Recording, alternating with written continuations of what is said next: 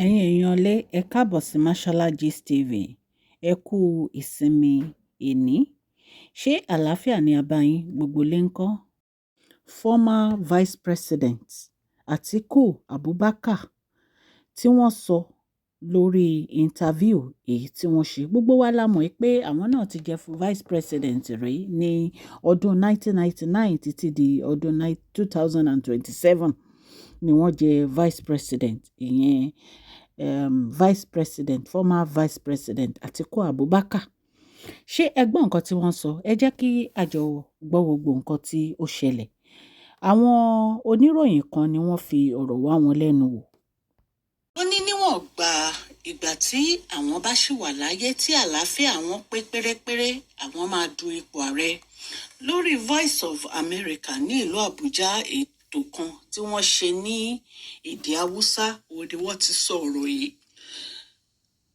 Wọ́n ní wọ́n ti wá láti dupò ààrẹ sẹ́yìn ṣùgbọ́n gbogbo èyí tí wọ́n ń wá pàbó ló ń já sí wọn wọlé. Wọ́n dẹ̀ ní àwọn ò ní jáwọ́, àwọn máa túbọ̀ tẹ̀síwájú láti du ipò ààrẹ yìí ni. Lọ́jọ́ kan wo àwọn ṣì máa wọlé, wọ́n nítorí ẹ̀ ni àwọn ò fi ṣe ìrẹ̀wẹ̀sì ọkàn tó jẹ́ pé àwọn ṣì ń fẹ́ máa du ipò ààrẹ yìí. Wípé kò dẹ̀ sí nǹkan tó ń fún àwọn nírètí bẹ́ẹ̀ bí kò ṣe àwọn èèyàn pàtàkì tó jẹ́ pé àwọn ti mọ̀ ní ìlú Amẹ́ríkà bíi Lincoln, èyí tó jẹ́ pé wọ́n ti jẹ́ President Amẹ́ríkà rí. Wọ́n ní ìtorí ẹ̀ ni àwọn náà àwọn ò fi ṣe ìrẹ̀wẹ̀sì ọkàn tó jẹ́ pé ní gbogbo ìgbà ó sì wà ní ọkàn àwọn láti dupò ààrẹ. Bó tilẹ̀ jẹ́ pé gbogbo ìgbà tí wọ́n ń padà wá láti dupò ààrẹ wọn ò wọlé, wọ́n ní àwọn ò ní ṣe ìrẹ̀wẹ̀sì ọkàn wípé àwọn tún máa múra sí i láti padà wá ni. ṣé ó ti rẹ ìjà wọn? Wọ́n ní àbí wọ́n á sì du ipò sí? Wọ́n ní bẹ́ẹ̀ ni o. Ẹ̀dẹ̀mọ̀ ipò sì di 2027 kí wọ́n tó tún du ipò ààrẹ míì. Ẹ̀dẹ̀mọ̀ iye ọdún wọn ní ìsìn. Tábà tó wá fi ọdún 3 lé ẹ̀mọye tó máa jẹ́ ẹ̀yin èèyàn lé. Bí wọ́n ṣe sọ ni wọ́n ní tí àwọn bá wà láyé o àti lálàáfíà ara, àwọn á sì máa dupò ààrẹ lọ ni. Kò dẹ̀ sí nǹkan kan tó lè dí àwọn lọ́wọ́ bí kò bá ṣe pé ẹlẹ́mìí gbà o.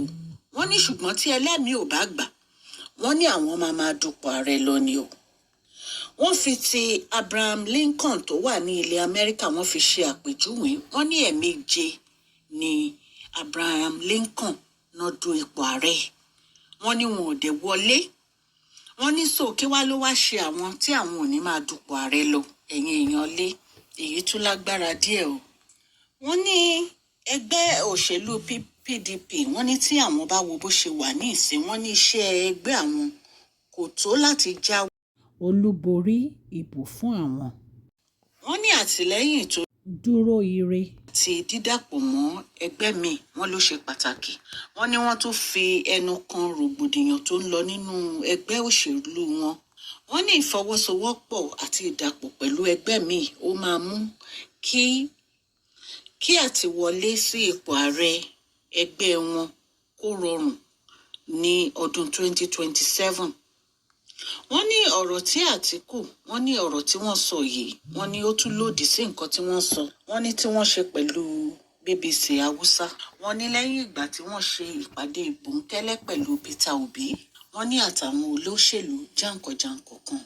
Wọ́n ní tí ẹgbẹ́ àwọn bá dàpọ̀ mọ́ Labour Party tí wọ́n gbé ipò ààrẹ lọ sí apá gúúsù lórílẹ̀‐èdè yìí, tí wọ́n dẹ̀ fa Peter Obi kalẹ̀, wọ́n ní gbogbo ara làwọn á fi ṣe àtìlẹ́yìn fún un.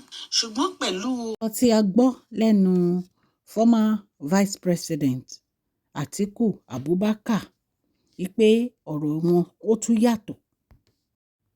ìsọ yìí ó dàbí pé ọ̀rọ̀ wọn ò ṣeé gbàgbọ́ o, torí pé bí ìgbà tó yẹ pé wọ́n ń ṣe ẹnu méjì ni. Ọ̀tọ̀ ni nǹkan tí wọ́n sọ níwájú àwọn politician àti níwájú Peter Obi. Ọ̀tọ̀ ni nǹkan tí wọ́n ń sọ pẹ̀lú àwọn oníròyìn míì. Ẹ̀yin èèyàn lé, a mú ọ̀rọ̀ yìí wá láti iléeṣẹ́ Mashola Gist TV kí Ọlọ́run kí ó ràn gbogbo wa lọ́wọ́ àmín.